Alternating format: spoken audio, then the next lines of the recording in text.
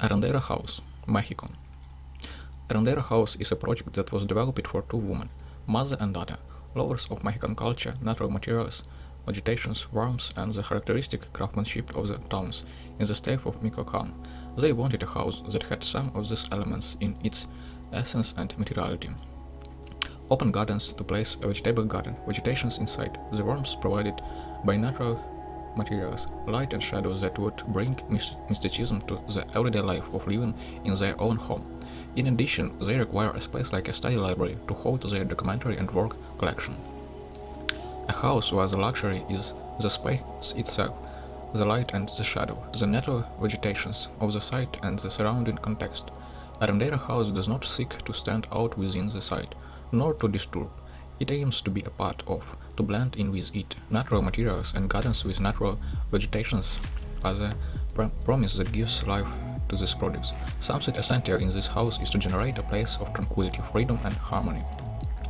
Located in a popular neighborhood on a median lot with 10-meter frontage and 25-meter depth, the design of the house is developed as follows. It is modulated into three central panels of 10-meter wide by 5-meter long, arranged transversely along the land, which comprise the built space and are denominated by a front segments and another posteriors to the first block provided in the same way. On the ground floor, the first model. Entrance, master bedrooms, and a bathroom. A second model. Double height living room, garden, staircase, and circulation hallway. The third model. Kitchen, dining room, service area, and garden.